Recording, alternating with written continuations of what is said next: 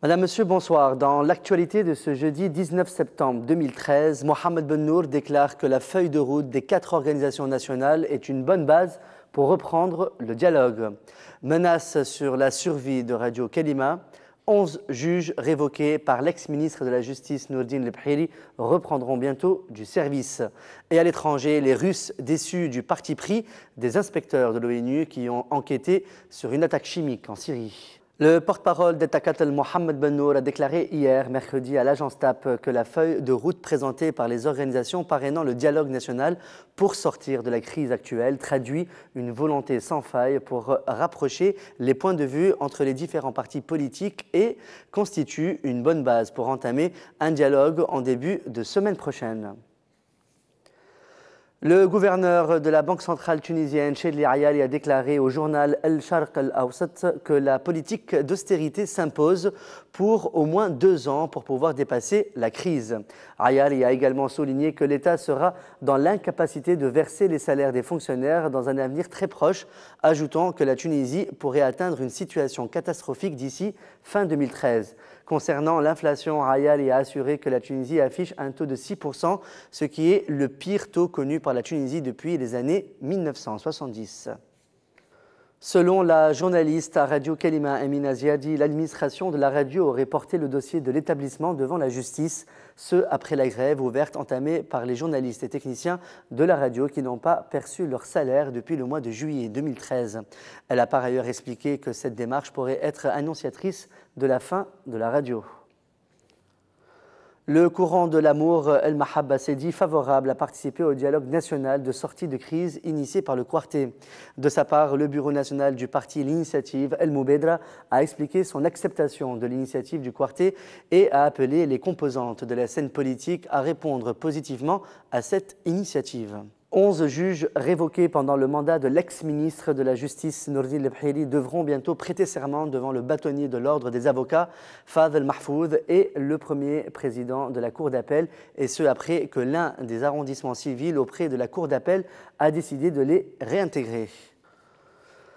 Le président du bloc parlementaire du mouvement Nahda à l'Assemblée nationale constituante, Sahbi Atig, a déclaré à Shams FM que la feuille de route proposée par le Quartet pour sortir de la crise s'est améliorée en comparaison avec la première feuille de route. Atig a souligné que les partis qui ont participé à la réunion de la coordination de la Troïka hier soir pour discuter cette feuille de route l'ont considérée comme une base au dialogue. 5 cas de sida ont été révélés chez des femmes d'origine africaine arrêtées au large de Médine lors d'une tentative d'immigration clandestine. Les 5 femmes seraient des réfugiés du camp de Choucha. Les autorités de tutelle ont classé le dossier comme prioritaire. Dans l'actualité internationale, la destruction des armes chimiques syriennes qui a fait l'objet d'un accord américo-russe ce week-end à Genève coûtera $1 milliard et prendra 1 an, a estimé mercredi le président Bachar al-Assad dans un entretien accordé à la chaîne de télévision américaine Fox News à Damas. Et je cite, « Je pense que c'est très compliqué techniquement et que cela demande beaucoup d'argent. Certains parlent d'1 milliard de dollars pour l'arsenal syrien », a-t-il déclaré, assurant toutefois qu'il était décidé à s'en débarrasser. Prié de dire s'il serait prêt à remettre cet arsenal aux autorités américaines, Bachar al-Assad a répondu « Si l'administration américaine est prête à payer et à prendre la responsabilité d'amener ces substances toxiques aux États-Unis, pourquoi ne le font-ils pas ?» Il a de nouveau nié toute responsabilité dans le bombardement au gaz sarin du 21 août à la Ghouta, dans la banlieue de Damas, qui a failli donner lieu à des représailles militaires américaines et françaises. Les forces syriennes, a-t-il expliqué, gagnaient du terrain à ce moment-là et n'avaient aucune raison d'employer une telle arme. Toute cette histoire ne tient pas, ce n'est pas réaliste. En un mot, nous n'avons utilisé aucune arme chimique à la Ghouta, a assuré le président syrien. Les autorités égyptiennes ont interrompu le trafic sur plusieurs lignes du métro du Caire après la découverte de 2 bombes sur les rails d'une station du sud de la capitale, selon des responsables de la sécurité. Les deux engins de fabrication artisanale n'avaient pas explosé. Des experts ont aussitôt été déployés afin d'inspecter l'ensemble du réseau ferré emprunté chaque jour par au moins 3 millions de passagers.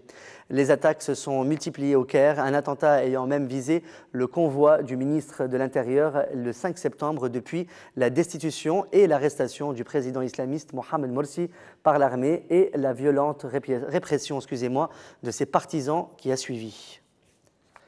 Et pour finir, cette information qui raconte l'histoire d'un propriétaire d'une voiture BMW achetée en 2008 et qui, depuis, n'arrête pas de lui causer des problèmes mécaniques et des pannes répétées. Constatant l'incompétence du service après-vente, il décide de détruire sa voiture à coups de hache et de masse. Les spectateurs qui ont suivi la scène de destruction de l'auto se sont régalés sans payer un sou. C'est la fin de ce journal. Merci de votre fidélité. On se retrouve demain soir pour une nouvelle édition. Sur ce, passez une très bonne fin de soirée sur notre chaîne. À demain soir.